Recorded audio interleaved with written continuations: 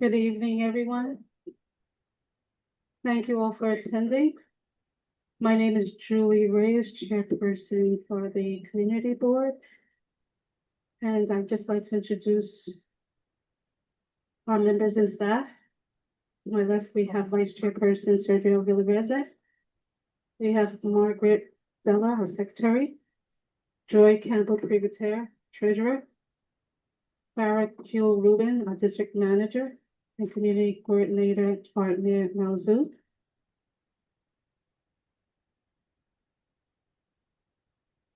I'd like to thank Marshall of Montefiore Community Center here at Marble Hill for hosting this night's meeting. And thank you to the staff for providing the appetizers. The ADA members approved for this evening are Sylvia Alexander, Lee Chung, Barbara Kale, Georgia Santiago, and Martin Walpole. A board member marked absent in attendance via Zoom may be permitted to speak if called on, but does not have the privilege to vote should a vote take place. Reminder to the board members during the course of the board meeting, kindly raise your hand and wait to be acknowledged by the chairperson to speak. For the guests on Zoom, please note only members of the public who have signed up to speak at the gallery session may address the board during the first portion of the meeting.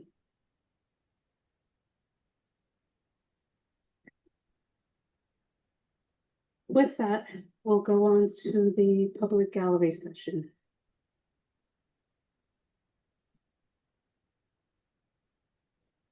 Our first speaker is from Theory 9. We have Mr. Shakir Seegers.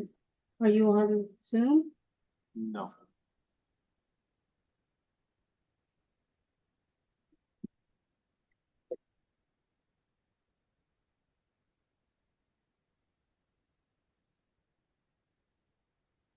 Our speaker is not present, so I'll just ask the audience if we have any guests, if there's anyone who would like to speak. The presentation should cover only matters of general interest and not a personal matter. If not, in the future, anyone wishing to speak must call the board office in advance and state the topic to be covered. And you can also contact the board office to be put on a mailing list and receive our notices.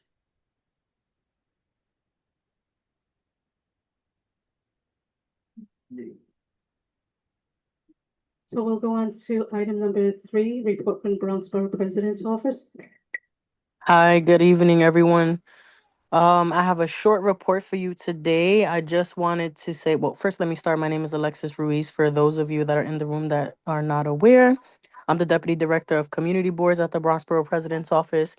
As we prepare to go live with community board applications soon, we're encouraging current board members to help spread the word by sharing the opportunity with friends, family, neighbors, and community networks.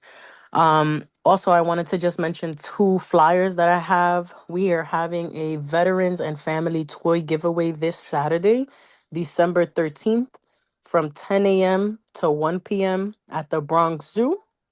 It'll be at the Dancing Crane. So if you're interested, we hope to see you there on Saturday. And we're having a menorah lighting on Thursday, December 18th from 4:30 to 5:30 at Borough Hall. The address 851 Grand Concourse.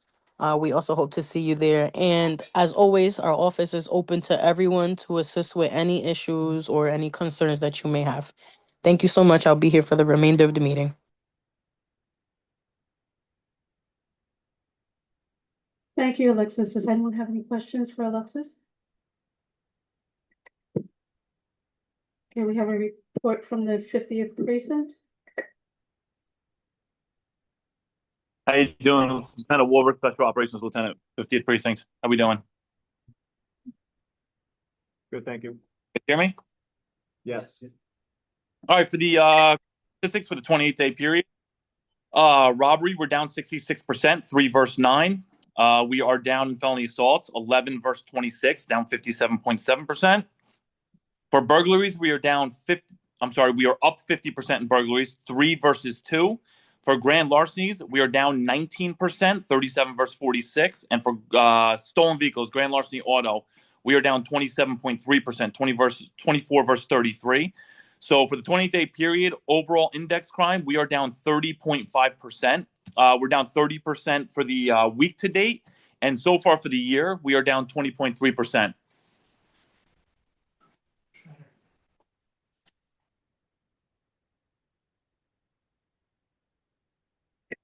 Thank you. Lieutenant, can you give us any information on two issues? The first one being the pattern that you have robberies over by the reservoir? Yeah, so that robbery pattern, it was part of a borough-wide pattern in 2024, but the last hit, it was only one of the perpetrators involved. The last hit for that was in February of 2024. Then it became a local pattern, which means it's a 5-0 pattern only, which there was 3 hits with at least 2 of the same perpetrators.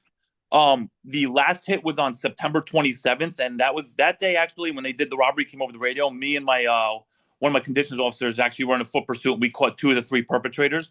There's been no hits in that pattern since we caught those 2. And there's some I-cards on some of the guys for the robberies before that. And then there's 2 other people that are not identified, but the detective squad's working on that. But there's been no hits since that arrest on September 27th. Okay, and then can you also go into the issue where KKK was graffiti on one of our business establishments in the district, where most of us would consider it a hate crime? Yes, it's not a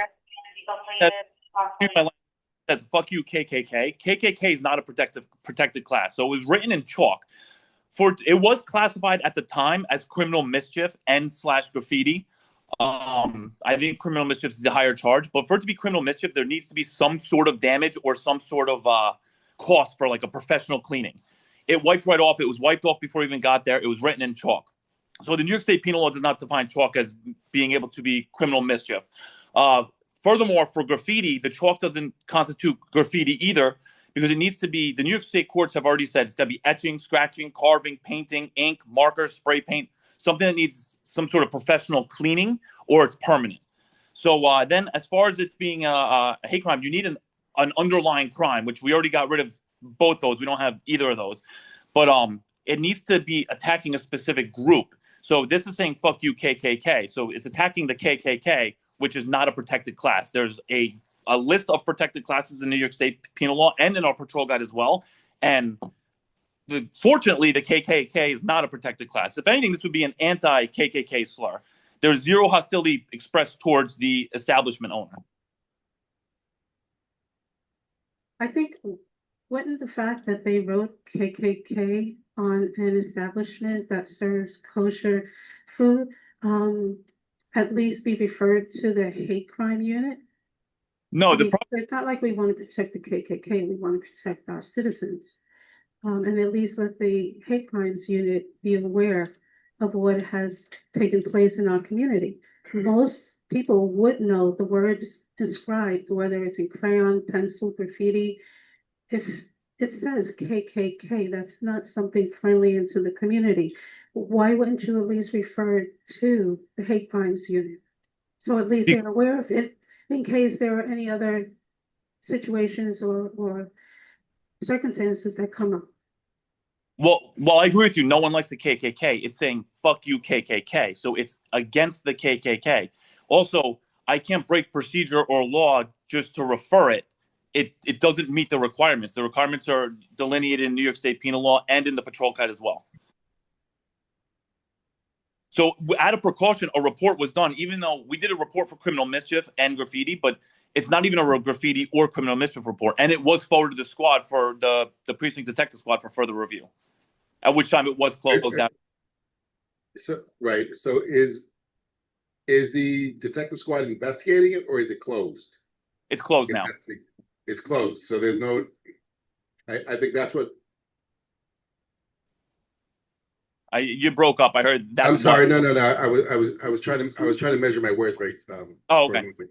So the determination was that this was somebody who was anti-KKK.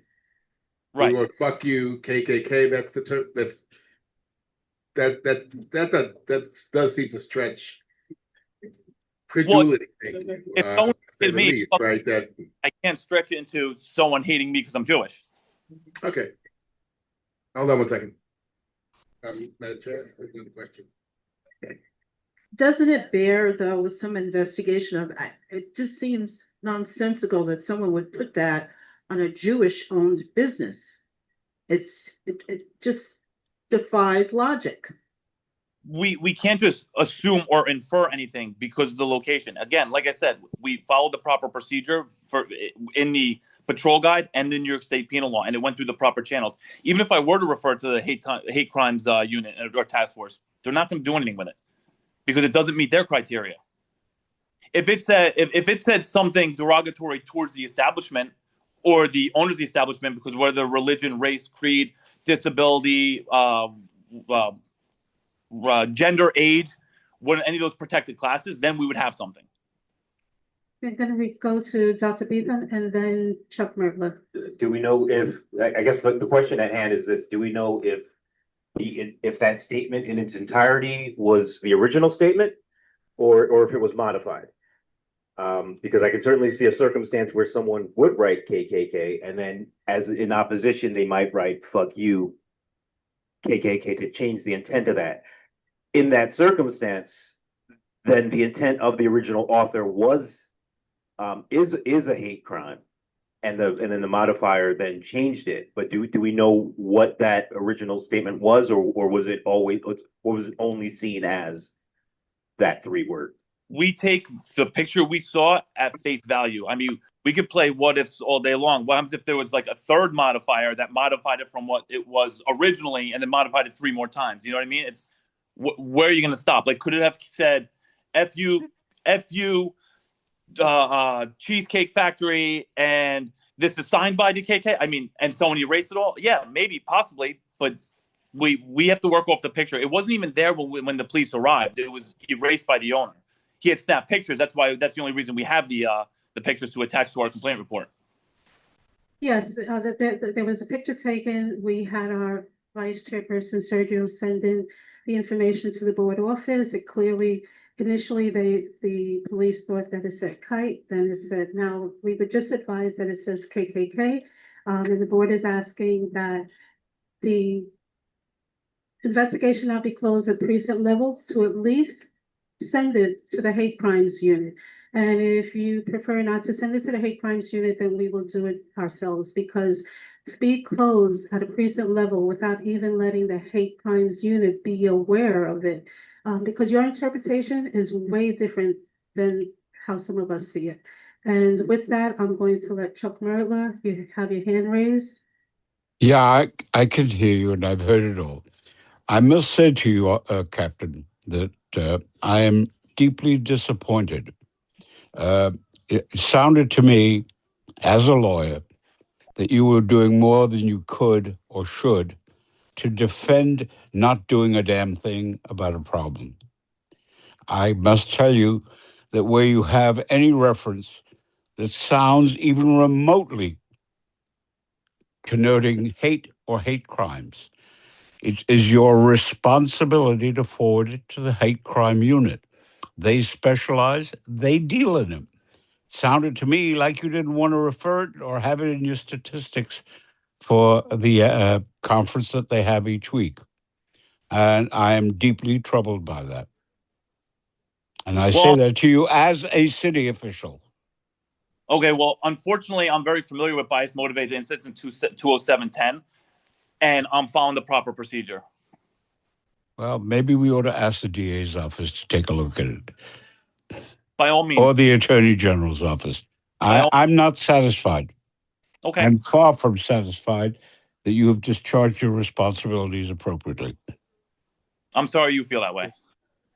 And Chuck, we are reaching out to the district attorney's office, and we will forward it to the hate crimes unit and at least let them be aware of it. And for those of you who may have missed last month's meeting, Sergio reported KKK written on the face of SNS Cheesecake. And we gave it to the police, and initially they thought, excuse me, it had the word kite. And then we were just notified yesterday or the day before that it actually says KKK. And they've closed the case at the precinct level. And all we're asking is to forward it to a unit that actually will take a look at it and maybe see it in a different light. And even if nothing comes of it, at least they're aware of it, so that in case there's KKK written anywhere else in the precinct or even the borough, they have something to come back to. Does anyone else have any questions or comments? I'm sorry for the public. The public is not allowed to speak at the board meetings, but you're more than welcome to send in your comments to the office or attend any committee meetings. You definitely have more of an opportunity to speak at the committee meetings. I saw Carol and then Ed. You have the microphone for Carol, please. And then Ed, get your microphone ready for when you're not. So then, okay, it's coming down at Carol and then Ed.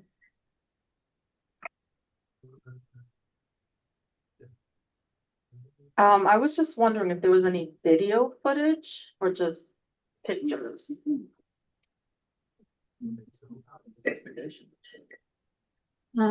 I don't believe there's any videos. They closed the case at the precinct level. I don't know how much investigation they've done. Lieutenant, are there any videos involved of the area? The only thing we were provided with were the pictures from the owner. Okay, so for now, we have no videos. I believe he because took no one really himself is- one. Ed? Hey, Lieutenant, thanks for being here. Good to see you. From So I'm pretty sure you know that about Fenwick's, which we've had a lot of complaints yearly about. And we just found out recently that they no longer have a valid liquor license because they turned their license in November 10th. Are you aware of that whole situation? yes, So, from what I understand also is, that's not an immediate, call to shut them down. They actually have to be caught serving liquor now. And I don't know if you might want to explain what the process is for that or where we are with that in terms of, being able to shut this business down if they continue to sell liquor without a liquor license. so there's a couple avenues we can take. It makes it a little tricky with with them surrendering their license because now the mayor's office of nightlife, they kind of step back because they deal with licensed establishments and now it's an unlicensed establishment. So I did forward it to Vice, and I am working with someone at Vice to be able to go in there to verify that they're serving alcohol. And if that's the case, we're going to be able to go in there. And unfortunately, it's just a bunch of summonses that we can write. But from what I understand, and don't quote me on this, SLA summonses, I believe, are very hefty fines.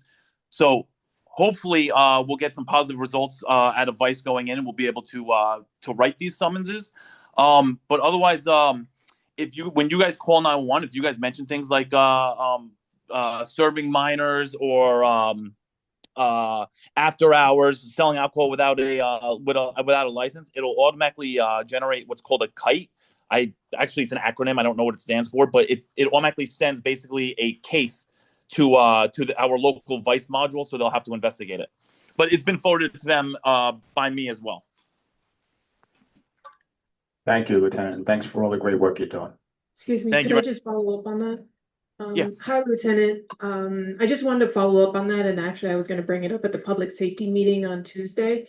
But I live in the immediate vicinity, and I was just speaking with some of my neighbors, and they've witnessed that Fenwick's is remaining open until well after 4 a.m., 5, 6 a.m. They're seeing a lot of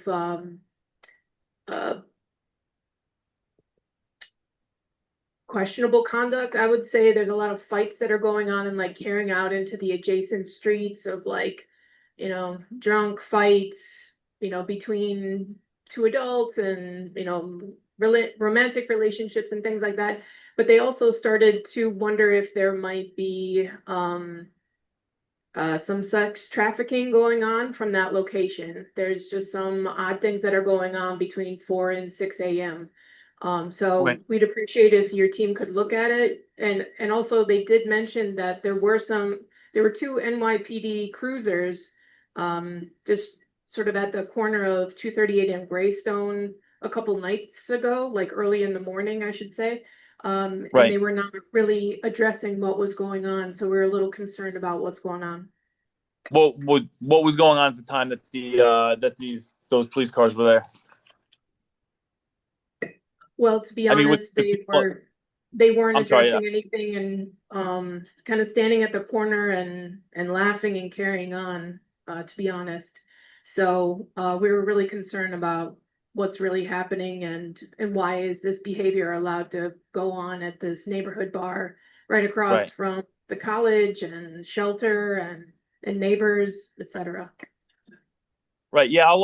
I've made all my Q team members aware of it, and like I said, I've been speaking to Vice. We got to take it one step at a time. We gotta verify that they're actually serving. So they seem like they've blocked off their windows. Occasionally, I'll go by and the windows aren't blocked off, but it's a couple step process. We can't just kick in the door and be like, "Hi, is there any bed lights here?" You know what I mean? So, and then as far as like we're documenting all the 911 calls, I'm going to look into nuisance abatement also, see if that's an avenue we could go down. But I see all the 911 calls, but we don't have any complaint reports for fights. I mean, we get called for a fight. If we need to have a complainant, we need to have an assault, an injury, or something for it to actually start generating complaint reports. But we definitely have plenty of 911 calls there, but no actual complaint reports at the time. Thank you, Lieutenant. If it's come to my attention, we have a new member of the 50th Precinct, Dwayne Watson. Would you like to introduce yourself? Yes, hello. Am I live? I hear you, boss. Hey, thanks. Hi, everybody. I just want to show my face and introduce myself. My name is Captain Dwayne Watson. I'm newly assigned to the 50th Precinct as the executive officer. I'm just getting my feet wet. I just got here maybe about 2-3 weeks ago. So I'm still learning the ropes and working with Lieutenant Wolvers over here just to make sure everything goes smoothly and we're getting you guys the services you need. So if you have any questions, you feel free to reach out to me. I am looking forward to coming around the neighborhood and the community, meeting everybody, and just getting a sense of what you guys are looking for, what kind of needs you need met, and things of the sort. So I'll be around. So it's a pleasure to meet everybody. Thank you and welcome aboard. Okay, so now we're going to go on to the next item, roll call. Sylvia Alexander. I'm back to Debbie Allen. Constance Barnes Watson. Bob Bender. Here. Carol Blake. Here. Joy Campbell Privatier. Sebastian Gerlapin. Lee Chong. Dr. Wayne DeBeetham. Ingrid De Leon. Margaret Della present. Althea Ebo. Nicholas Fazio. Miriam Filer. Stephen Fruit. Dr. Julia Gomez. Edward Green. Emily Hausman. Deborah Harris. Rashida Hilliard. Barbara Kale. Rabbi Bob Kaplan. Laura Levine Pinedo. Nicole Lewis. Steve Matthews. Charles Merdler. On Zoom. Daniel Nunez. Angel Ortega. Richard Perez. Julie Reyes. Brittany Reynoso. Adriana Rivera. Daniel Rowan. Georgia Santiago. Present. Jessica Sosa. Laura Spalter. Cesar Tobar Acosta. Jill Towns. Deborah Travis. Sergio Villaverde. Karen Walker. Martin Wolpoff. Present. Sylvia Alexander. Here. Dr. Julia Gomez. We have quorum. Thank you, Margaret. Okay, we go on to the next item, approval of the regular board meeting minutes of November 13th. Are there any comments, edits to the minutes?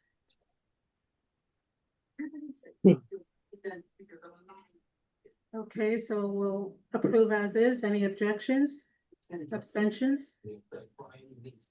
Minutes approved. Okay, the chairperson's report will be brief. I'd just first like to give a huge thanks to our district manager, Farah Hugh Rubin, for the work performed to achieve the board's successful turkey giveaway, giving away more than the anticipated 200 turkeys. We gave away 315 turkeys to organizations and individuals in the community. Thank you, Farah, for that hard work. And thank you also goes to the SAG group who donated the majority of the turkeys and whose family members were present in distributing the turkeys along with the board members. Senator Gustavo Rivera also attended and brought along bags of vegetables donated by Montefiore Einstein, and Assembly Member George Alvarez also made donations. Our special thanks to our staff community coordinator, Marty Malzou, and board members Bob Bender and Stephen Fruit and Angel Ortega, all whose muscles were definitely tested that day. Thank you. And a special thanks to the board members, Debbie Allen and Althea Ebo, who patiently checked everyone's ID and distributed turkeys as well. The turkey event, you could find information on it on the front page of November 27th, Riverdale Press. Thank you, Riverdale Press. And it was a nice day. It was a good day. You know, everyone did a good job and it's truly appreciated. My other comment for the report, chairperson's report, is that the board structure committee that was going to look into the board structure is disbanded as of today. Thank you. Any questions, comments? Daniel, you have a mic? Is there a conclusion or report or anything from this? Oh, okay. For which part, the turkeys or the structure? The latter. For which one? For the committee. The committee? I'll wait until we get to the committee reports and see if anyone has anything to say, and if not, then I'll elaborate then. Thank you. And then Deb. Okay, good enough. Okay, so then from here, we'll go on to the treasurer's report. Joy.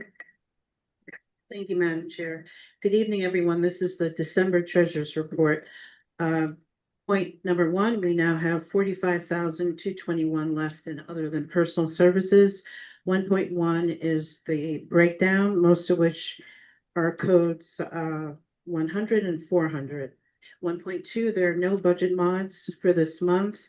1.3, we now have 0 funds requested, 0 encumbered, because since last month's report, there have been expenses actually paid, one for a router and then other for some tchotchkes or totes, actually, totes.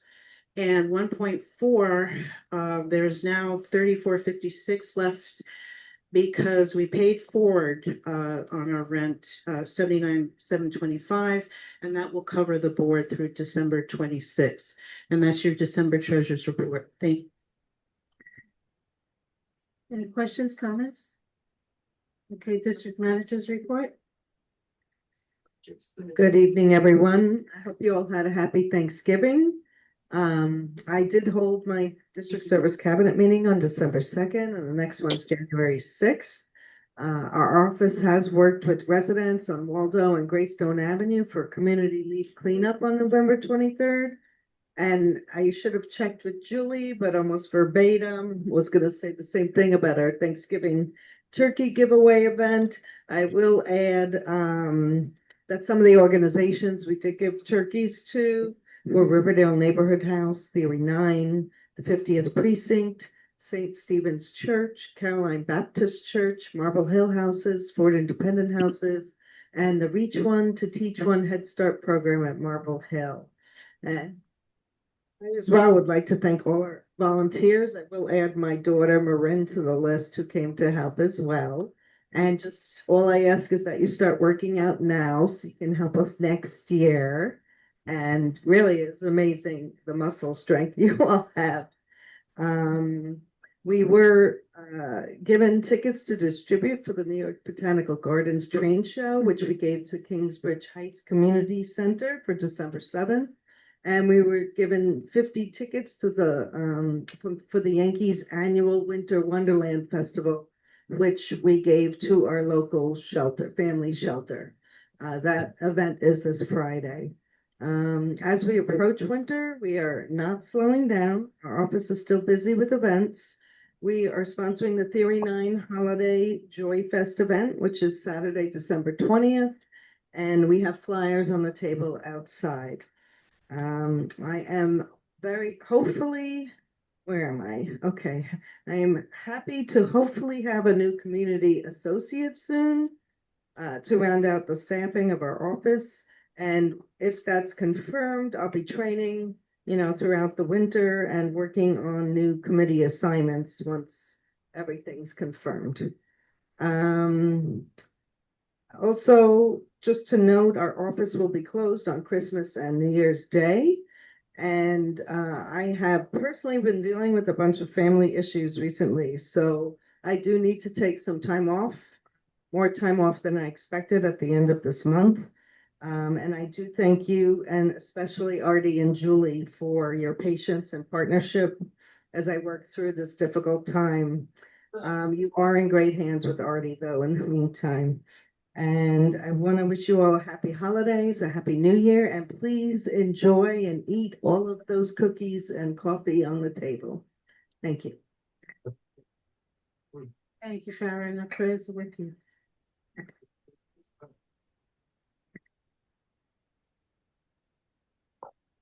Okay, we're gonna go on to committee reports. The first three committees will be Youth, Traffic and Transportation, and Parks.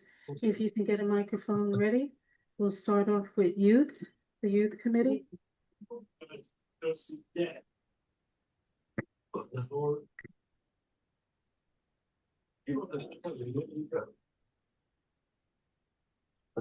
Hello. Yep. Hi, everyone. Happy Tuesday. My name is Brittany Reynosa. I am a new member still of the Youth Committee. So our previous meeting, we were discussing making a resource guide that would be easily accessible as well as more attainable for this would be virtually as well as physically, such as QR codes, something that the youth is able to have easy access to, and for all educational within the youth. As we also have an up-and-coming meeting soon with the agency that's over SYEP employment to provide us the information, because SYEP youth applications open up in January.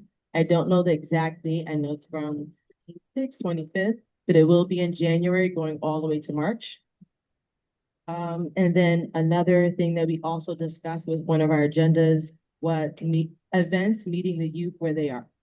So instead of them coming to us, we will go to them, meeting them at community boards. If we're able to try to connect some point with the schools as well as libraries to try to get them the information, resources as needed.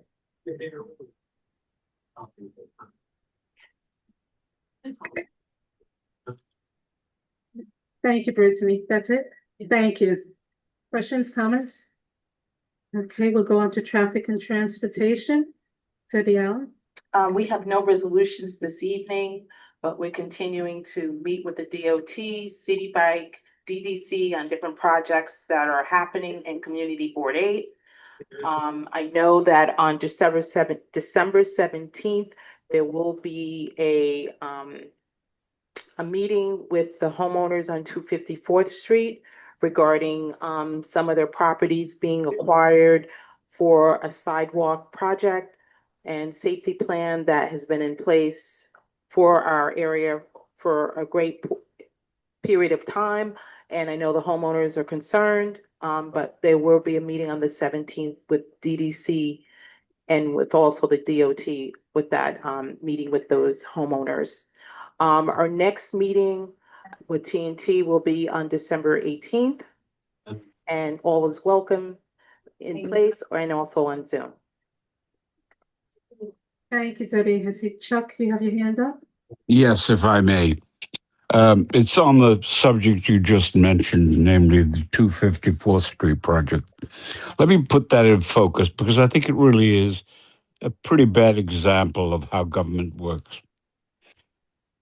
There are two sidewalks here proposed, one on each side of the street, of a narrow street, a countrified street that leads down both to a school and to the railroad station. One of the great experts on that street is Bob Bender, who in the past used to walk it every day to and from work. Now, this board took a position, as I recall it, that we favored the idea of having a formal sidewalk on one side, either side. But two sides would make it so narrow that it would be very difficult to continue to use it as a two-way street. Now the concept is to take a portion of the front lawns of the people who live on both sides of that street in their homes and do it just so that they have some form of good-looking impression that we have the sidewalk on both sides. One side of the street has for decades been fine. One side of the street has been working with these wooden pillars separating off the sidewalk area. To take two sides without thinking about it is, and disregarding the resolution that was adopted by this community board, I think is not a plus. I think it is a negative. It is government saying, I want what I want when I want it. What will happen here is the following. The people who will lose their sidewalk, lose a portion of their front lawn, are going to be in a position where they're not going to be able to enjoy that area as much as they had in the past, without a hell of a lot of benefit, and with the public paying for that look for whatever it is. I think it's a mistake, and I think the T&T committee should really take a good hard look at why to do it. Frankly, I suspect the DOT's single-minded purpose is to do it, whether you object or not. But I think we ought to stand up and say, this is not necessarily the right thing to do.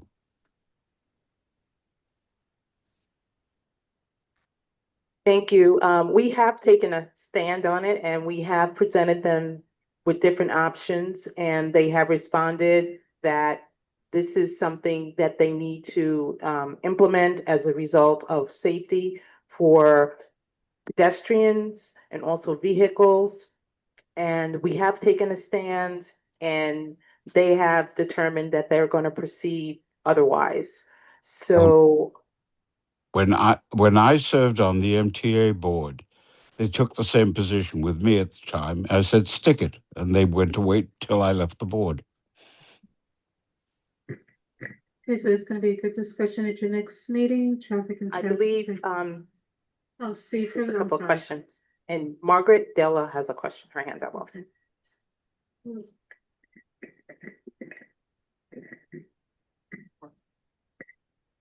Yeah, Margaret.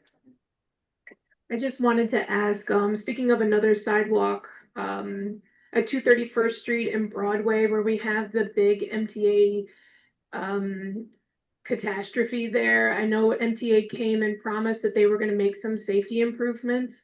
With rain and, you know, just it being dark and there are no safety improvements at that intersection. There are there's a single file lane where people are supposed to cross along the northern part of Broadway along 231st. Pools of water are capturing there, so that single file lane, you're supposed to go through it. It's not ADA compliant, and that water is going to freeze. So I would just like to see if MTA is going to come back and what safety improvements they are putting in. 20,000 people go through that intersection every single day. It's a significant safety concern. Very briefly, I attended a TNT meeting and viewed the video of another one I couldn't attend, both in the last couple of months. And the committee has certainly been actively receiving presentations from DDT, which is running the school safety redesign for the street. But just picking up on what Chuck has said, there have been comments by civil engineers who live in the community and others who are invested in trying to preserve stormwater runoff and reduce it by use of natural features. And by putting sidewalks on both sides of the street, DDT acknowledges they're taking away 19 trees in this process. I'm not saying that no trees would go just in the course of the redesign, but when you're encroaching on lawns, you're taking away green space, which soaks up water. You're taking away trees that have taken a long time to mature.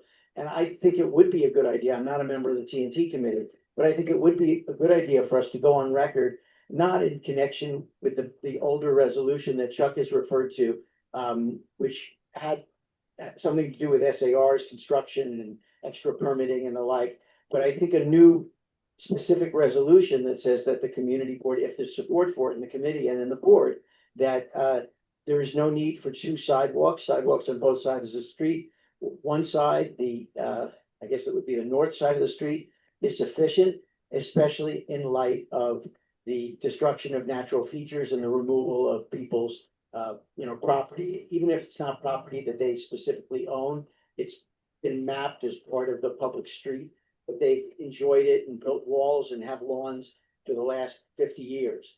And so I think as a matter of community disruption, preserving the look of the community, stormwater runoff and safety and width of the street, not to mention parking spaces, I think that it would be a great thing for TNT to take that position and go on record, even if we get ignored. Thank you. We will meet and convene on it. We have sent letters to DDC, and their response is that they are planting 21 new trees. Their response is they are making it safety for children and other pedestrians to walk the street. We have had correspondence with them. We will evaluate each thing as a committee. Okay, thank you. Any other questions, comments? Yes, Julie, Marty? just for DOT to consider, a resolution will be coming up shortly concerning the Hebrew home. The concern that we should have, in addition to 254th Street, is 261st Street. There will be construction going on, and the street is terrible to begin with. So somewhere in the long-range plan, DOT has to be made aware that they're going to have to upgrade that street for children's safety and everything else that's involved, and ambulances.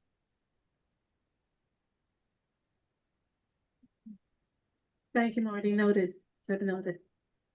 Laura? Could you say where the meeting will be on the 17th and the time? I think it was at the school. Okay. I think everybody. No, interested in this. tomorrow we're creating, I asked DDC for something that we can produce to send to everyone tomorrow. They did confirm, they sent all the homeowners that are involved with the acquisition have all been invited already, but it'll be at Riverdale Country School from 6 to 8, December 17th. And we're trying to work on something to send to the community tomorrow. I wanted to say that I heartily agree with what Steve was saying. I recall the original vote on this back in, 2017, and it was years ago, where we asked DOT to study the feasibility of a sidewalk on the north side. And then this is what you get. This is a lesson in this. But you are adding cement, taking away what they're adding, but those trees are going to be very small, and it's a huge hill, very, very steep. And I'm concerned about the effects of the stormwater and the runoff on that hill. And I just wanted to, I don't want to repeat what Steve said, but that was well said. Thanks. Thank you. Anyone else? Okay, thank you, everybody. And we'll go on to Parks and Recreations. Is that Travis? Good evening, everyone. Our next Parks Committee meeting is this Thursday at 7 p.m. And we got a nice full agenda of the DDC will be presenting the new design for the restroom, a new restroom in Van Cortlandt Park. That Forestry will be presenting on their planting plan for the area around Amalgamated and just in general on the process of planting trees these days. The concession unit will be available to hear feedback on, they're in the process of preparing an RFP for the Van Cortlandt Golf Course, which is a concession that generally has a 20-year concession agreement that's coming up for renewal in 2027. And so they're trying to get ahead of it. And so they've asked the committee for any feedback on the current Van Cortlandt Golf concession operations. So if you've got ideas, please, or if you people particular who play golf there and they've got suggestions or ideas, please encourage them to attend the meeting and so we can hear it. We have a deadline of needing to get comments back to them by mid-December. So that one is time sensitive. Also, we've been receiving interest in or concerns about the Seton Park dog run. A lot of folks have been expressing concern about the conditions there. I just want everyone to kind of get the word out that generally Parks doesn't do a lot of repairs or capital improvements to a dog run unless there's an active dog group. So if you know folks who use that dog run, they should reach out to the office. We're happy to work with them to connect them with Partnership for Parks and to become an acknowledged official dog run group. Because that's really the first step on the way to having a successful capital project for improving a dog run. So that's what we'll be discussing on Thursday. Thank you, Deb. Questions, comments? Thank you. Okay, the next committee reports will be law, rules and ethics, public safety, and land use. Make sure you have a mic, Ed. Okay, we'll go with law, rules and ethics. Marty? Good evening. I just have one report to make. We did not have a meeting this month, but the report is I was concerned, and many were concerned, that at the last meeting, a member of the community board was denied the right to vote by the Conflict of Interest Board. I thought, as chair of Law, Rules, and Ethics, that they had made a misjudgment, and I've been in contact with them. And finally, last week, I had a Zoom conference with two members of COIB, and I explained what my issues were. My issues are three issues. One is that I'm, as chair of Law, Rules, and Ethics, I'm the one who's been giving advice to board members when they have questions. My advice always has been, if I don't know, contact COIB. The second issue is they have the phrase in the book they hand out, whether if someone believes they have a property value issue, then they are now declaring that if you believe you have one, then you have a conflict of interest and should not be able to vote. But the question is presumptive. You don't know whether or not for real there will be a conflict of interest. And I used the example of the Willowbrook consent decree. When they began setting up group homes in our area or any area, everyone complained, I won't say everyone, lots of people complained that property values would go. Well, that was not the case. But the fact is, if you believe your property value will go, does that mean you should not be able to vote when in fact your property values are not in effect? And so my question there was geography. How close do you have to be? If I live 17 blocks away and still believe that my property values are infringed, should I be denied the right to vote? Well, the answers I received from them were that based upon my presentation, they probably would have allowed the member of the board to have voted, which is not my issue, and they wouldn't discuss with me, and they shouldn't discuss with me their communication with that board member. But the other issue is they use the word yellow. There's no yellow line. You cross over, it becomes a judgment call. But I made them more sensitive to what it is, and I still would plan, if the situation were addressed to me and I contacted COIB in the first place, I believe that board member would have been allowed to vote.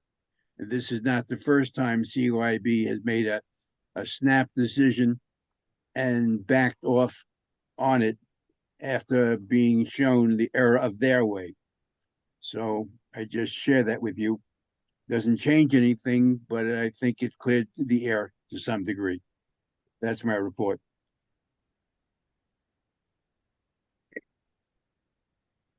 Thank you, Marty. Any comments? We will go into public safety. Ed? Good evening, everyone. So for Public Safety Committee's November 18th meeting, we have 8 resolutions. We have 5 State Liquor Authority renewals, 1 new application, 1 corporate change, and 1 Office of Cannabis Management new application.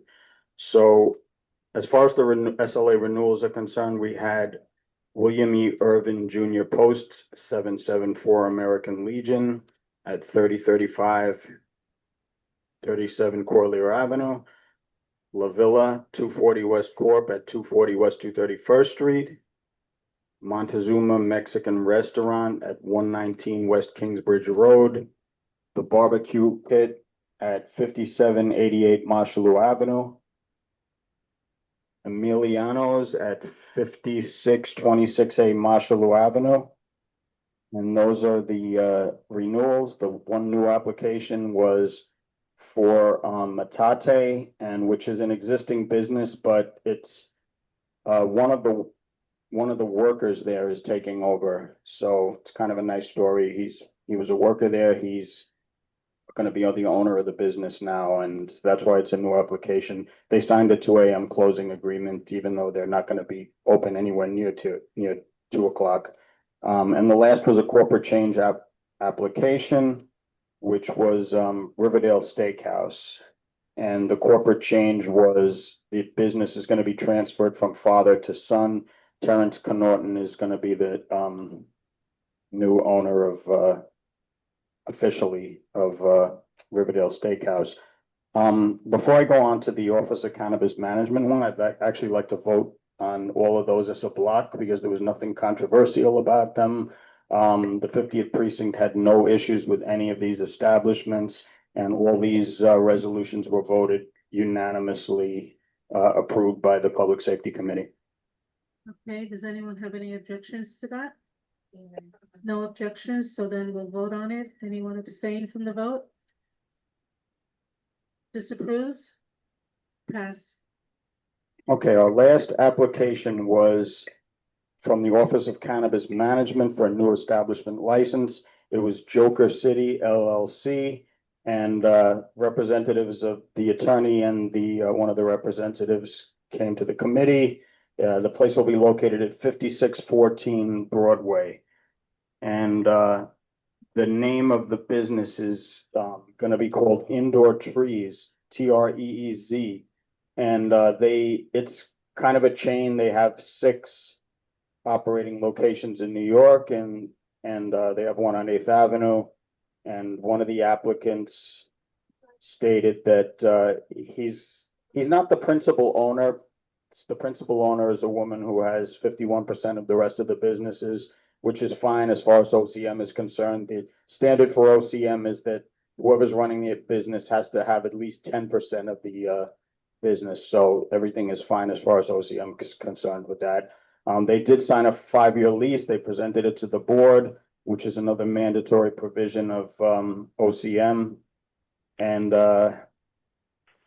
there's no residential units upstairs. Well, actually, there is residential units. They're just vacant upstairs from the place. There's several residential units that are all vacant.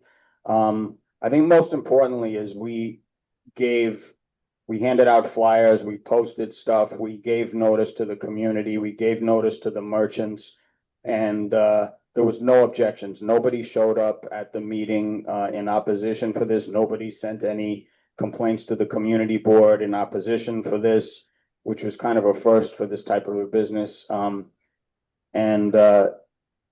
Yeah, so nobody complained about it. It's going to be in a highly commercial corridor on Broadway between 231st and 232nd. And the committee, and that I think most importantly also is that they're not in any violations. I'm running out of juice here. They're not in any OCM violations. They're not within 500 feet of a school, 200 feet of a church, all that stuff. We checked all that stuff out, and from everything we've seen, they seem to be in compliance with all that. So, Public Safety Committee approved this application. It was 9 in favor with 1 abstention. So I'd like to call a vote on that unless we have any discussion. Any discussion? Rashida? Thank you for the mic. So you mentioned that there are vacant apartments above the establishment. Are they planning to, do you know if there are plans to rent those apartments or homes? We did ask about that, and the applicant and his lawyer stated that the landlord offered to give them the space and they didn't want it because they had no use for it. So we don't have an answer as to what is actually going to happen to those things, but we know it was offered to the business, and for whatever reason, the business said they didn't want it. Maybe it was about price, I don't know. Any other questions? Okay, so we'll take a vote. Any abstentions on this resolution?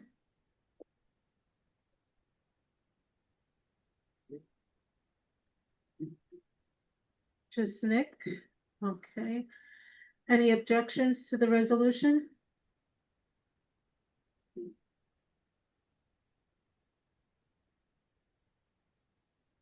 And online you approve the resolution? No, we have you, Rashida. Yeah, Rashida disapproved. Okay, Marty? Yes. Please, go ahead. Are you for it? You Yes. approve the Resolution? Sylvia? Yes. Georgia? Yes. Okay, and then everyone else in the room who didn't abstain or disapprove passed. So our next public safety meeting is going to be next Tuesday. What date is next Tuesday? 16th. The 16th, the 16th, and all are welcome. Thank you. Thank you, Ed. Okay, the next reports will be from Land Use, Housing, and Health and Hospital. Please have a microphone available. Land Use, Chuck, you're up. I'm on. There are 3 items I'd like to talk to you about tonight. One of them involves a resolution. That's the Hebrew Home. The one I'd like to address first is a issue that has come to the forefront in the past few days. And the third is to alert you to a different issue. Let me first explain to you something that is most people do not know. There are portions of Riverdale, of up the hill areas of Riverdale, that do not have sewers. They are served by private sewer districts. There's one for the Riverdale Sewer District. There's just a couple of them that do it.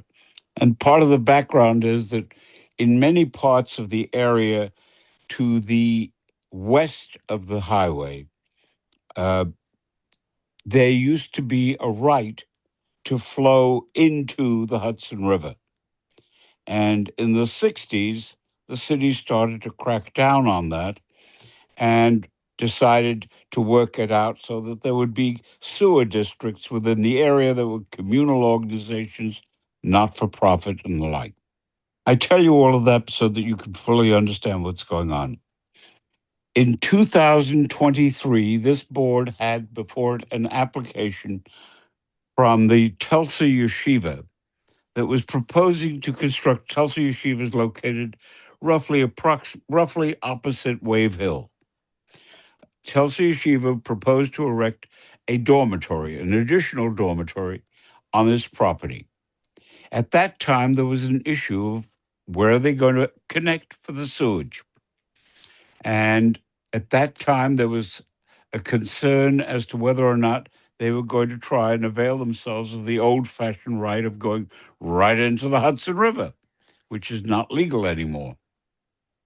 In any event, the board unanimously voted to ask them to promptly file an application with the local sewer sanitary district to connect to that so that they would be fully covered. That was in 2023. In the course of the past week or so, two things became evident. One, heavy-duty construction equipment was brought to the area. Two, no permit was applied for, no permit was sought, no permit was granted to hook up to the sewer district. Now, that's despite the fact that their architect was aware of this since 2023 and that the property owner was aware of it since 2023. Today, we found out and started to work on it with the sanitary district just a few days ago, because the problem is if you don't have a proper construction, the effluent will just roll right on down the hill. Be a hell of a mess. A couple of days ago, we found out that heavy-duty equipment was being brought onto the property, which was in violation of what there would have been if they had been allowed to hook up, which may explain why they delayed, because there is fragile piping within 10 feet of where heavy-duty equipment to dig up and build foundations and the like are proposed to be done. Today, a letter went out, a request was made to the Department of Buildings and to the Department of Environmental Protection, forgive me, to take some action and to stop work or to move the heavy equipment away from the pipes so that we would not have a catastrophe on our hands. Both agencies said, not my job, and walked away from it. That makes no sense. If you have if the equipment was construction equipment to build the dormitory, that's the building department. And the subject involved is effluents. That's DEP. Both have walked away. Today, I took the liberty of sending, on behalf of land use, a letter to Councilman Dinowitz, asking him to initiate an investigation at the city council, and copied the borough president and each of the two agencies with this following point. Either DOB is supposed to work to protect and DEP is supposed to work, or they shouldn't be doing their job and somebody else should be doing it. I tell you this now because my hope is that by ginning up Dinowitz and sending copies to the various public officials involved, maybe they'll get on the ball before we have a catastrophe in that area. And by the way, it really will be, because it's right on the crest of the hill opposite Wave Hill, and the stuff rolls down the hill. So that is given to you as information as to where we are. The sanitary district, which is chaired by Susan Morgenthau, a name that may be familiar to some of you, has started to work on it as well, as have other people. But this is an issue that could be very embarrassing, and we have acted promptly. Second issue is, do you want me to stop at the end of each issue? Julie? No, go on. You're on the second issue, Chair. Okay. Second issue is Hebrew Home. By way of background, we had some years ago, about 4 or 5 years ago, I think, a very acrimonious, very contentious issue concerning the construction by the Hebrew Home on a piece of property that it bought from the Archdiocese, which immediately abuts its property to the south. It's proposing to construct what are called CCRCs. These are little connected individual homes for people who are of a certain age and who have the means to put a down payment down. The down payment varies, but it's a stiff down payment, as I recall it. And that is returned upon the demise of the people who've done it. The people who live there pay maintenance. If their condition worsens, they are automatically admitted, if they want to be, to the Hebrew Home's nursing facilities or to hospital facilities. So they have continuing care. And that's the whole idea of continuing care facilities. It was very contentious, primarily because the people at Skyview, which is the complex right above the Hebrew Home, geography terms, were objecting because it had the potential of causing some problems with exposures to the views, and the people at the home had proceeded without getting input from the local neighbors to the degree they should have. In any event, the measure was ultimately adopted. It was defeated in the community board. It was passed by the borough president and was passed by the city council, and they received their permit. They are now at the end of the life of the first permit, having been held up in construction during the COVID period and for a short period thereafter. They're now back to wanting to keep going, and they've applied for a permit renewal so that they can finish the job. That is the issue, is just a renewal of the existing authorized permit. That was adopted unanimously by the committee to grant that approval. It is here before you tonight for a vote of ratification or overruling or modification. Madam Chair, do you want to focus on that? Thank you, Chuck. Does anyone wish to make discussion, see fruit? Anyone else? Okay, Stephen? Chuck, what was the vote in Land Use Committee on this resolution? Unanimous.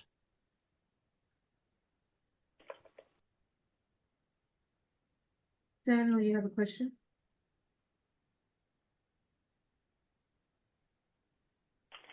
Okay.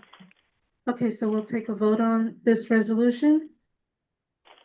I move it, Madam Chair. Okay. Are there any objections to the resolution? Any abstention? I'm gonna abstain, Margaret. Two. Oh, sorry. I'm abstaining. Margaret, Debbie Allen, and Julie. And then all else approves. Pass. And then you had a third item, Chuck? Yes. This is by way of information. For a period of approximately a year, a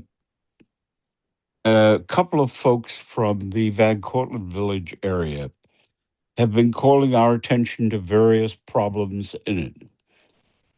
They came to a crescendo when the Van Cortlandt Jewish Center decided to close its doors, at least in its present establishment, and sell it for development.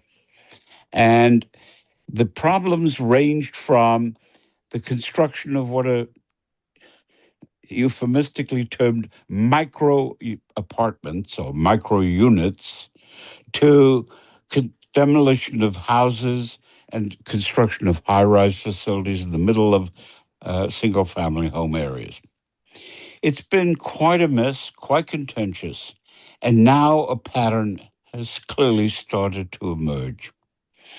And What I would like to see done is to put together a special committee within land use, and people from any of the other committees who would like to participate, I would welcome their participation.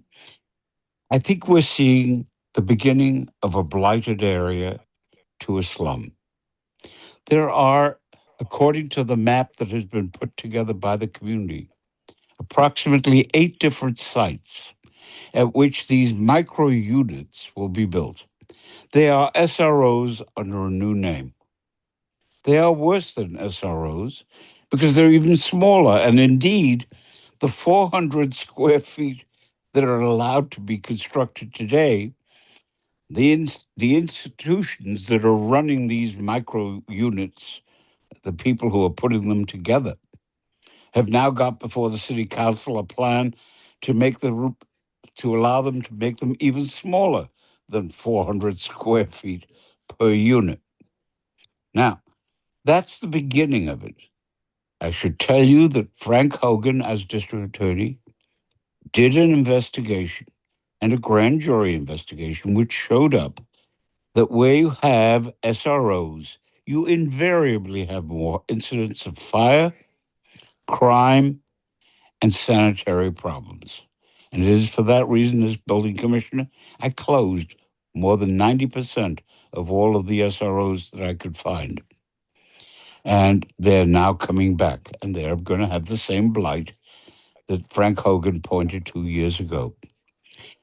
But more than that, what you have here is beginning of really serious land speculation in the area.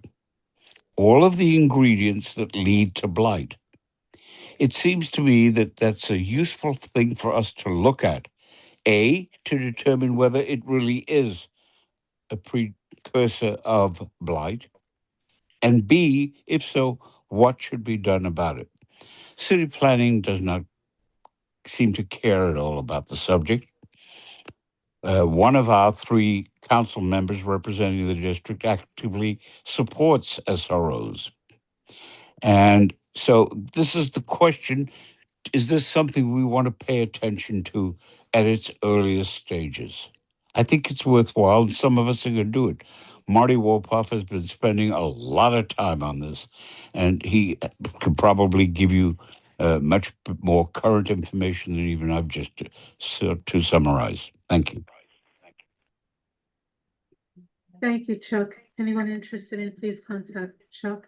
I know that's something, Rashida, that you'll be interested in too as well. There's questions that Travis?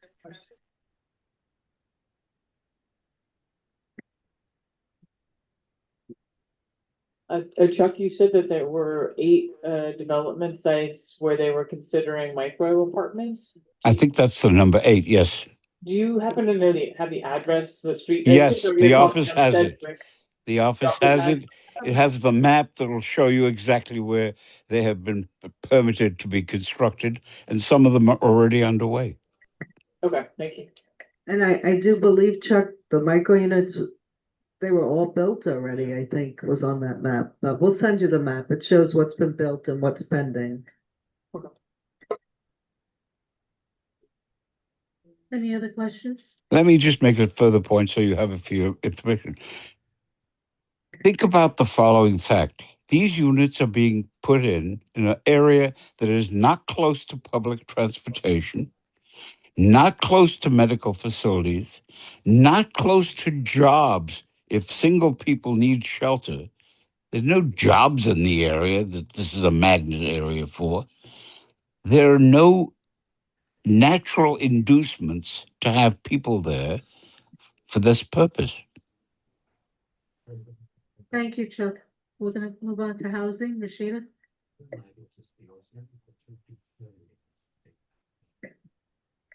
Hello, okay, thank you. Good evening, everyone.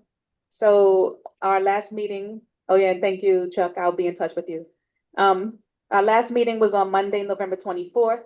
Although our guest speaker had to postpone, we were able to focus our attention on the resolution, which in this case was TOPA, the Tenant Opportunity to Purchase Act.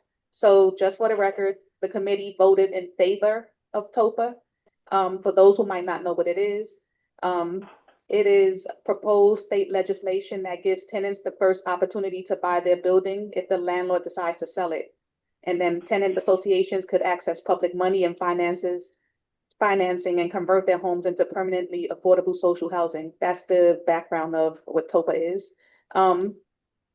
We are not voting on it today, but we just wanted to make sure that you're aware of this because we plan to bring it up again in January, February next year, when it is reintroduced in the assembly. Okay, so with that being said, our next meeting is scheduled for December 22nd, and the focus of that meeting will be the good cause eviction, which is, as of April 2024, a New York law protecting tenants in unregulated, aka market rate homes from eviction or non-renewal without a specific legally recognized reason. Thank you. Thank you, Rashida. Any questions? Okay, so we're gonna move on to our next three committees will be Health and Hospitals, Environment and Sanitation, and Education. Health and Hospital, Dr. Bingham. Good evening, everyone. So our last meeting was September 12th, which was very well attended, and we discussed a number of the topics that have potential to significantly impact the community by way of many decisions made by the current administration. Our next meeting will be in 22 hours and 30 minutes, so please be there. I think we will have somebody will be actually discussing topics of harm reduction, particularly surrounding fentanyl use.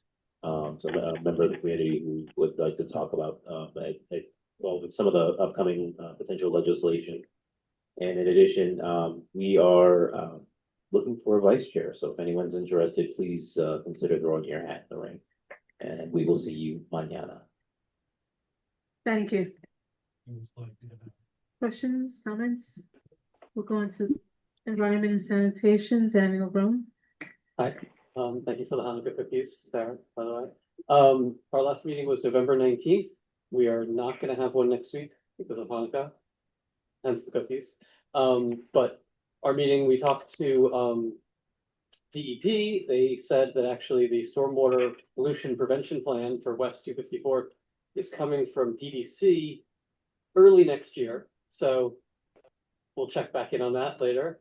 I'm optimistic that having sidewalks on both sides of the street would be better for stormwater because it will have somewhere to run along instead of eroding the sides of the road, which I think is probably half of why they would want curbs on both sides. But I know no one agrees with me, but it's fine. Maybe we're gonna invite sanitation to our next meeting in January. And they can talk about how to prevent weaponization of sanitation tickets and snow removal.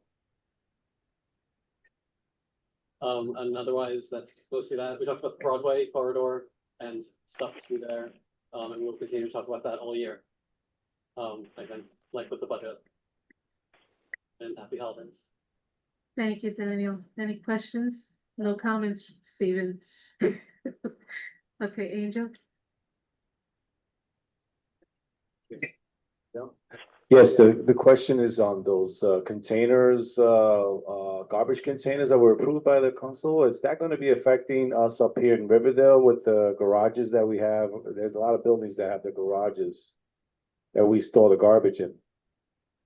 Are we going to be affected? For now, it is only buildings with 9 or fewer units. Have to containerize their trash. Okay. And starting in June, will have to be in the approved wheeled containers that you buy from bins.nyc that then you get reimbursed for. And everybody who ordered them should have already gotten reimbursed automatically if you ordered them online.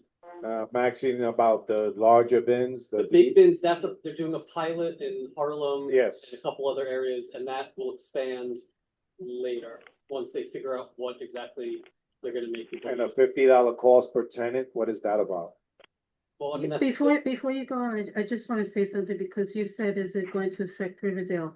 And our district encompasses Kingsbridge. Kingsbridge also, yes, ma'am. Like, I don't want people on Zoom or even in the room think that we're just concentrated on one area because you're responding to something, but it affects the whole district. Yeah. Just a reminder. I've Yes, heard thank and you, Julie. that, I don't know if that's, did someone say, who said $50 per tenant? There was a charge, $50. I think Farah, you mentioned this, a $50 charge, or Artie, it was a Passed to the discussion. city council. I'll send you. It passed in the city, this just recently happened. Oh, okay. This is a new proposal. They haven't briefed us on it yet. Maybe in January, that'll be another thing. So 3 things for DSNY in January. Perfect. All right, I'll follow up with Artie, thank you.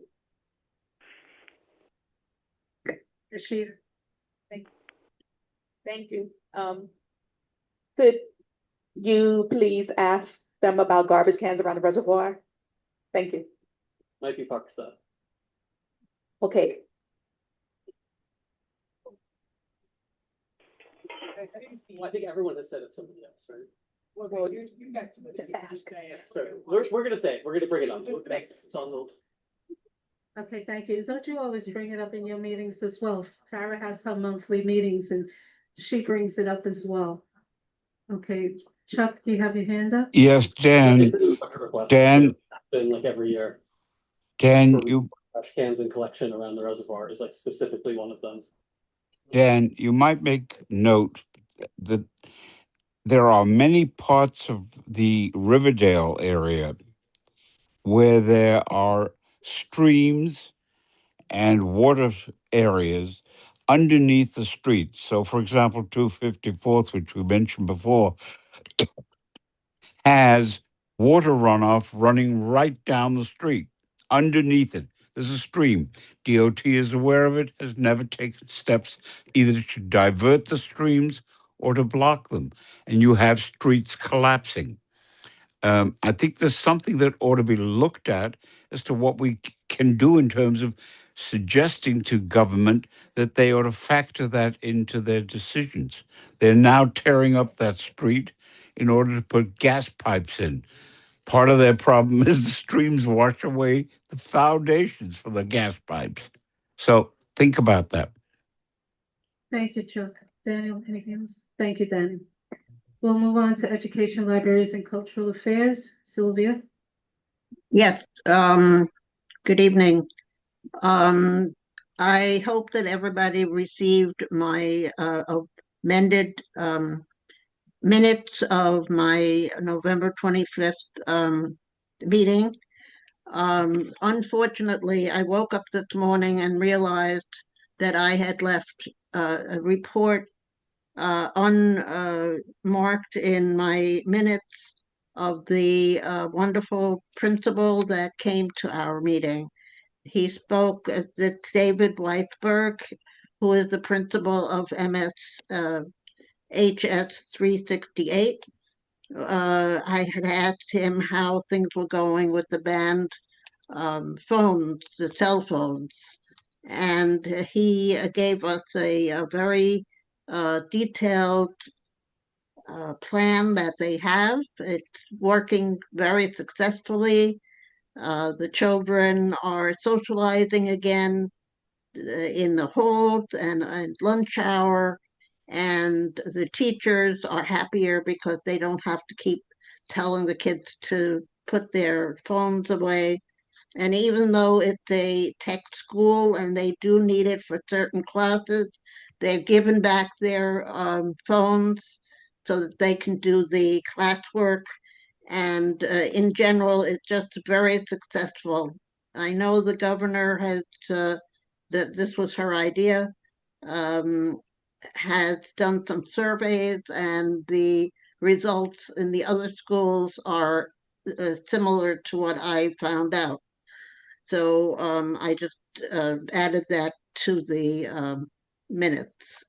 As far as my meeting in December, I've decided to cancel it because it was scheduled for the 23rd, which is the day before the Christmas Eve, and felt that that was not a good idea. So that's my report.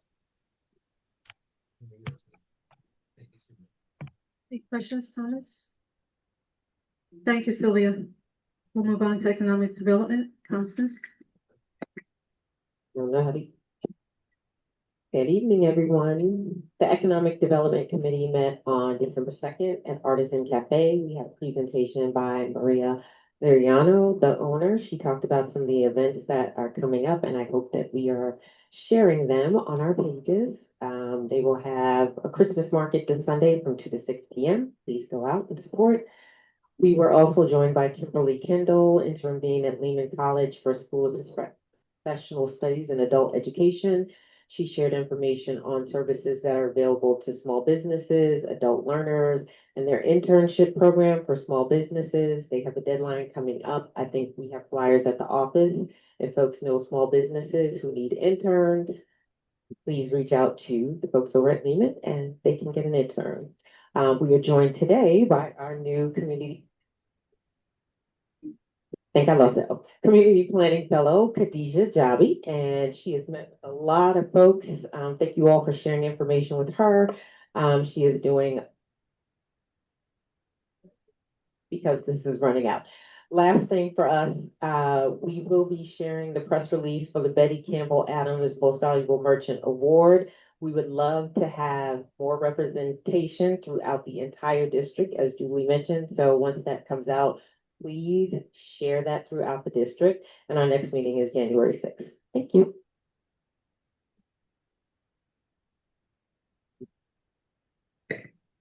Thank you. Constance, do you want her to say a word or two?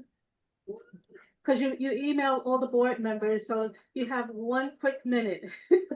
Since you're here, we've received all your emails, and we welcome you. Yeah, my name is Khadijah. I'm with the Fund for the City of New York, and I'm doing the Community Planning Fellowship. So I'm working with this community board to identify commercial corridors that are having store vacancies and to see what are the issues and why they're vacant and to see what could be put there and if it could be potentially used as affordable housing as well. So right now, me and Constance, we've identified 2 specific places. So like Knowles Crescent and Bailey Avenue and Sedgwick Avenue. So if you have any information or details that you would like to share that could be helpful to the project, I really appreciate it. Thank you. At least we can all put a face to who we're getting the emails from. Welcome. And I did send something over to the committee, but I wanted to announce it to everyone. Woodlawn is opening up their training program, their Skillscape Masonry and Landscaping Hands-on Career Training.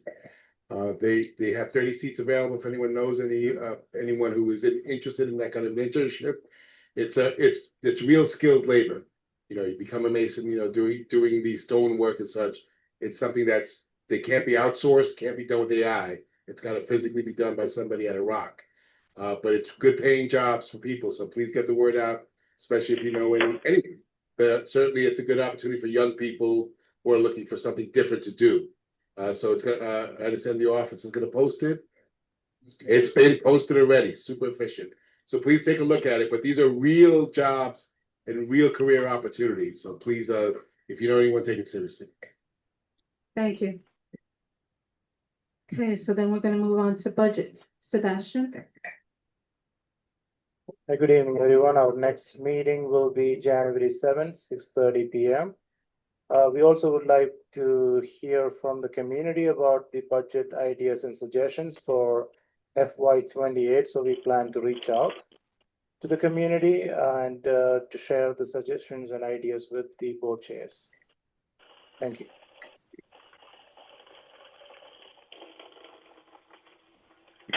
Thank you. Okay, we'll move. Any questions? Aging Committee, Barbara? If someone can pass the Sebastian, if you could pass the mic. Thank you. Aging. Thank you. Barbara, press that button. It lights up.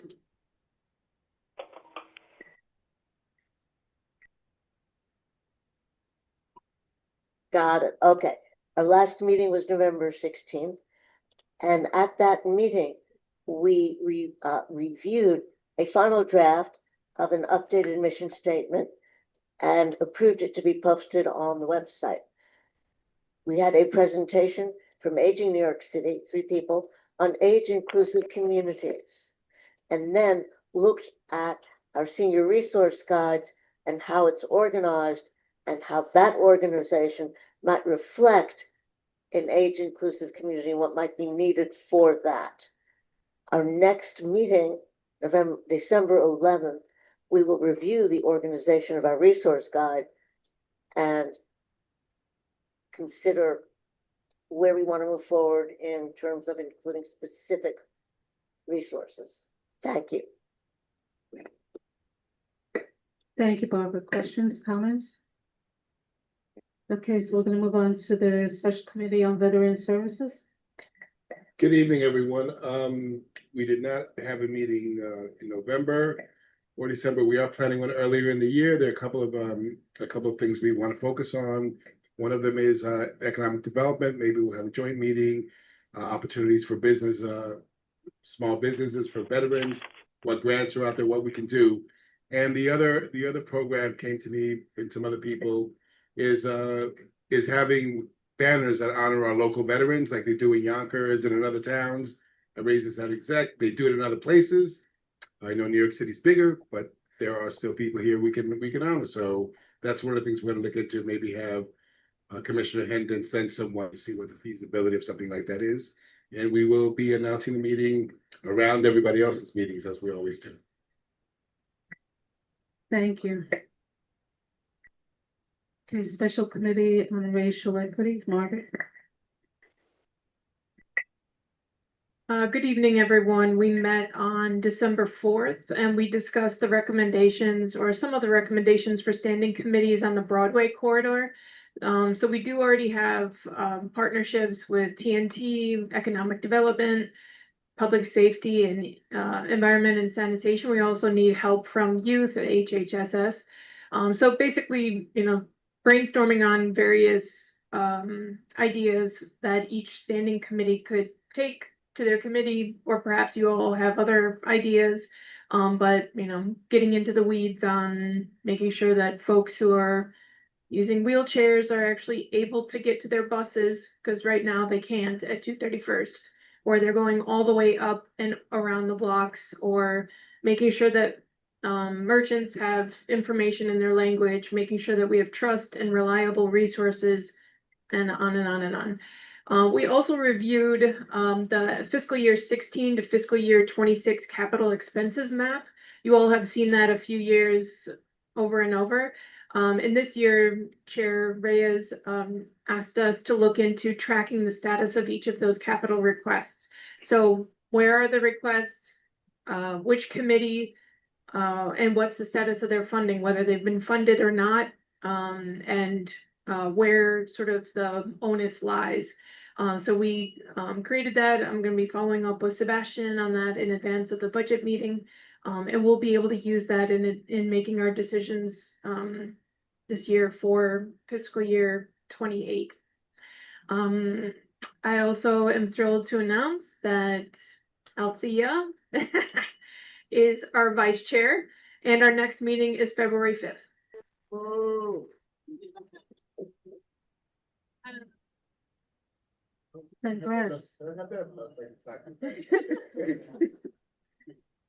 You're in good hands. Good luck. Okay, so now we're going to go on to Special Committee on the Hudson River Greenway. Thank you. We will be meeting on January 8th. The focus of that meeting will be the MTA's planned resiliency structure somewhere along the Hudson between Riverdale and Spuyten Duyvil Metro North stations. We know very little about what that project is going to look like. The MTA says they will come to the community in the spring, but when they come to the community in the spring, they're not looking for input. They're going to come and tell us what they intend to do. So we're going to try to get somebody from the MTA to come to the January meeting to see if we can get a preview of what they intend, and if we can have some input into what they intend. And the reason for this, of course, is that they're going to be building along the Hudson River, which is exactly where we want the Greenway to be. So we want to be sure that whatever they're doing is not going to in any way inhibit the future construction of the Greenway. Ideally, it might even be possible to do something that works for them and could work for the Greenway. But all of that is to come. It will be on January 8th.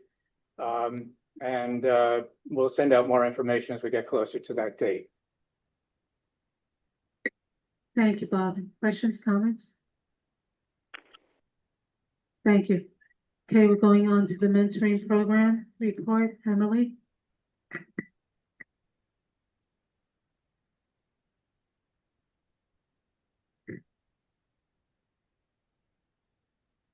One quick correction before Emily starts.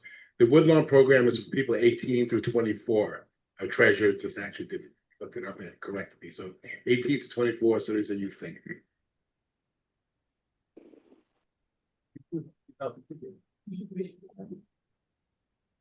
Okay, so our mentoring program is up and running. So all pairs were made. We had 5 pairs made total, and all introduction, which feels like a great number. Which is 5 pairs, 10 people. And everybody was made an introduction via email and then given conversation starters to go up and running, and then we'll reconvene from there. That's very good, Emily. Thank you. Thank you for putting that together. Good job.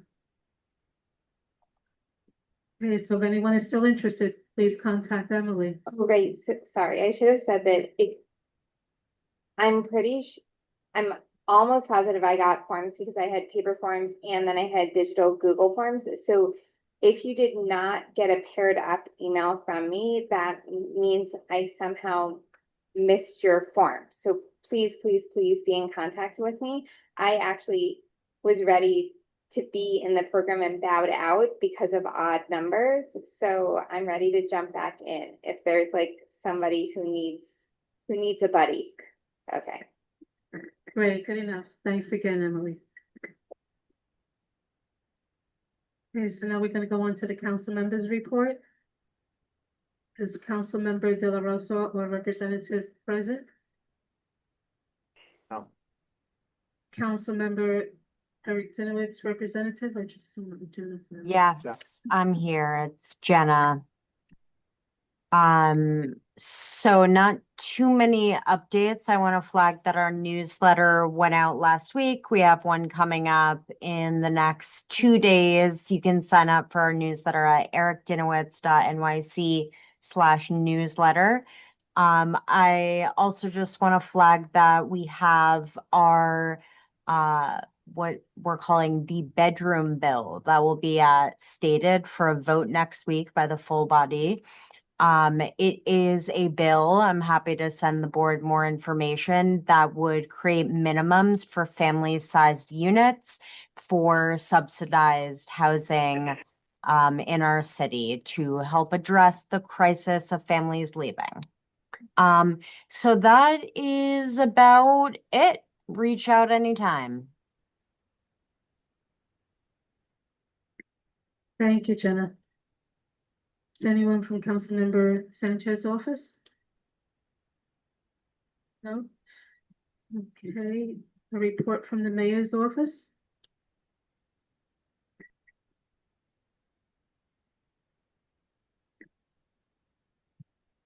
Okay, then we'll move on to the elected officials report. We have Ms. Flavia from Senator Rivera's office.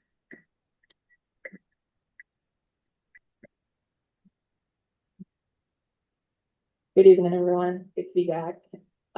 Just 2 quick updates for you. Our offices will be closed to the public from December 15th through December 19th, with staff working remotely on a regular schedule. And then from December 20th through January 4th, our offices will remain closed and our team will operate on an on-call schedule.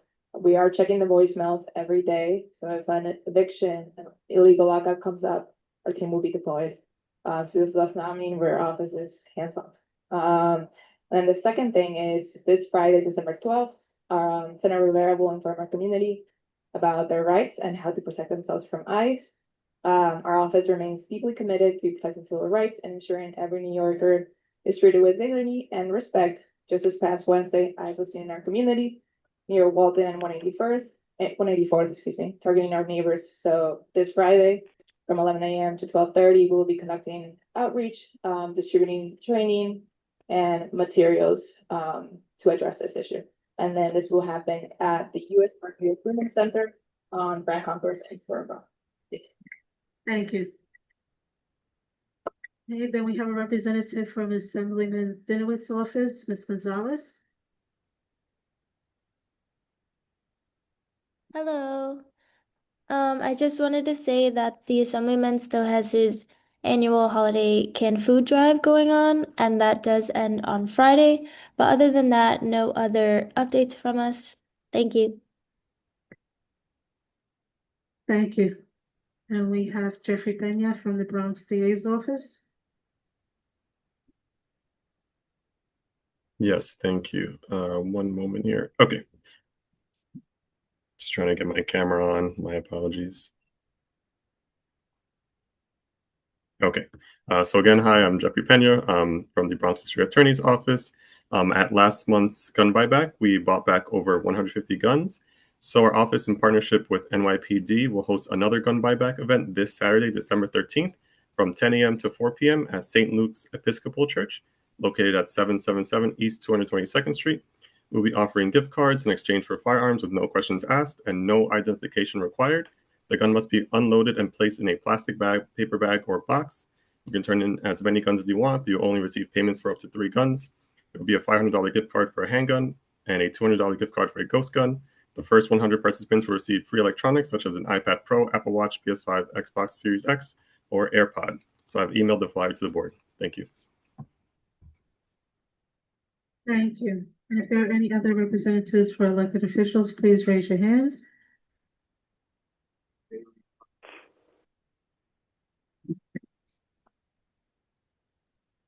Okay, we have J. Lee Santos from Alvarez's office. Good evening, everyone. Thank you for the opportunity to speak. Just a few updates. The Assemblyman is hosting his annual Christmas caroling events. We have a few dates. The next upcoming date is for tomorrow, December 10th, starting at 4:30. We're going to be located by the 2 and 5 train on Pelham Parkway and East Fordham Road. We would love for everybody to join us. We're giving out ginger tea and hot chocolate to all participants. Besides that, our newsletter goes out bi-weekly as well. If you guys would like to join, you can join by emailing schedulingalvarez@gmail.com. And our office is looking forward to any collaborations in the future, and we are very happy to collaborate for the turkey giveaway. And our office is always open for any requests or any questions. Thank you very much.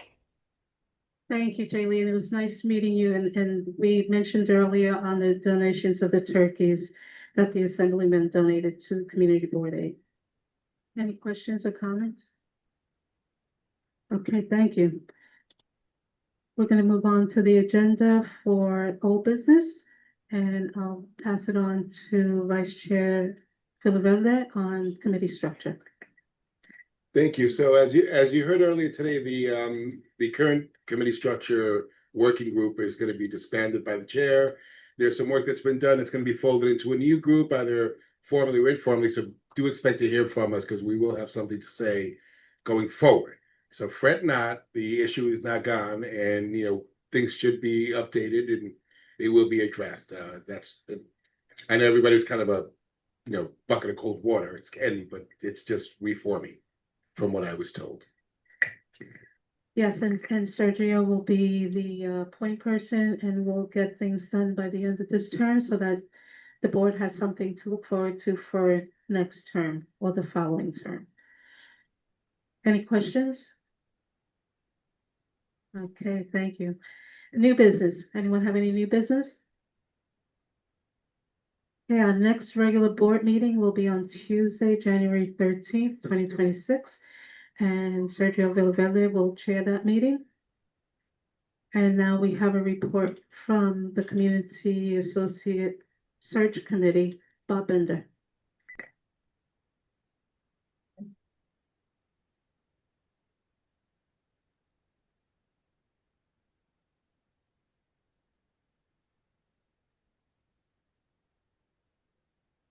Well, is this working? Yeah, okay. I gave a brief report last month, so I'll try to be even briefer. There was a committee to help find the new community associate. That committee was composed of Margaret Della, Cesar Tobar Acosta, and myself. We began with work that had already been done by our board chair and district manager, who received almost 300 applications for this position. They went through them, gave us 12 applicants that they thought looked qualified. The committee members, the 3 committee members, reviewed those 12 applications, agreed on 4 that we wanted to interview. And then we conducted interviews the last week of November. It was the 3 committee members and our board chair and our district manager. The community associate will report to the district manager. And the 5 of us, at the end of that process, agreed unanimously on a candidate. So that's where we are at the present time. Now, I believe, if I'm correct, we are going to have a resolution to discuss and vote on tonight. Do we have a final version of the resolution?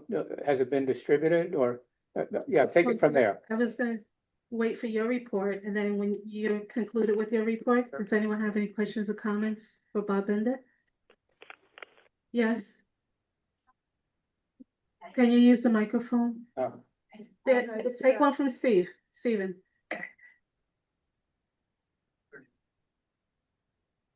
Oh, it's not, sorry. So I'm just trying to get a sense of the timeline. When was this person first? Sorry, 2 questions. Has this person has not been made an offer yet, correct? Well, we've discussed an offer, but no, we have not formally made an offer. That's what we're going to do tonight. Oh, okay, great. And then I just wonder, because I'm thinking about the timeline. So from the time that they were first interviewed till now, how long had it been? I just worry that it's been like a long time, that maybe I worry they won't be available. No. The interviews took place in the last 2 weeks of November. Oh, okay, great. Okay, sorry. I just know the job has been posted for a long time, and I think about like when I hire people, what the turnaround is, and I would hate to like lose somebody we all had our heart. Like if you spoke about it Right. being unanimous, and I would just wait for everybody to agree and then to lose that person. Oh, that makes me feel better. Thank you. Okay. Okay, any other questions, comments? Okay, so then at this time, we're going to the next item where someone wants to make a motion to go into executive session due to Open Meetings Law 105.4, F. Stephen? Executive session to discuss personal. Can someone give him a microphone, please? Thank you. I move that we go into executive session to discuss personnel matters. Anyone second? Second. Any objections? Abstentions? Okay, so moved. Okay, at this time, I would just like to let the public know that we're going into executive session to discuss personnel and financial matters. So we're going to go off Zoom while we have a discussion, and we will come back more than likely to pass a resolution or submit a resolution, hopefully pass, and then we will end the evening. For anyone who wishes to stay, you'll be put in the waiting room. Board members on Zoom, you will be staying with us, so you'll be included in discussions. Anyone in the room will have to leave You're free to come back in about 10 minutes if you like, and we'll just gonna hopefully pass a resolution and then call it an evening. If you decide not to stay, I thank you for stopping by. And hopefully put your name on the mailing list so that we can send you notices so that you can also attend more meetings. Thank you.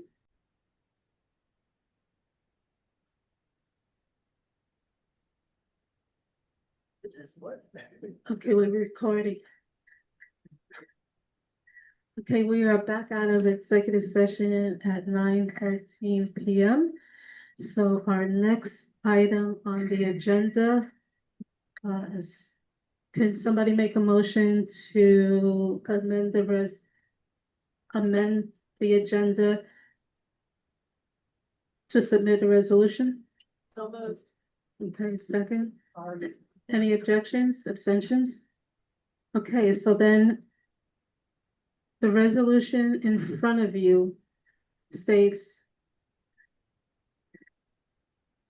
OMB has confirmed that the community board has personal service funds to hire a new community associate for $52,000 for this fiscal year. And whereas the community board appropriately advertised for the position, and whereas Julie Reyes, the chairperson, and district manager Farah Rubin, reviewed over 270 resumes. And from that, we selected 11 and then 12 resumes and provided them to the search committee. And the search committee consisted of Bob Bender, Margaret Della, and Cesar Tabar Acosta. And from the 12 resumes, the search committee dwindled them down to 4. Actually 5, 1 withdrew, and then it ended up to be 4 applicants that the search committee interviewed along with the district manager and the board chairperson. And upon completion of all the interviews, an applicant was selected and presented at the executive board meeting on December 3rd. At the executive committee, there was a consensus to move forward with the applicant, and the applicant was present this evening at the board meeting. And whereas the applicant is present for discussion and consideration to be hired for the position of community associate, and therefore be resolved that after discussion of the matter, I put before you a vote to hire Jaylene Acosta at the salary of $52,000. Adorno, I'm thinking of my cousin. Okay. Jaylene Adorno. An expected date start of December 15th, 2025. Motion to call the question? Second. So done. So let's take a vote. Any abstentions? Or discussion? No discussion, abstentions, objections?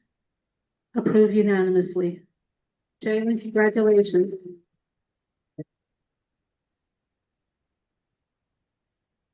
Would you like to say anything, Jaylene?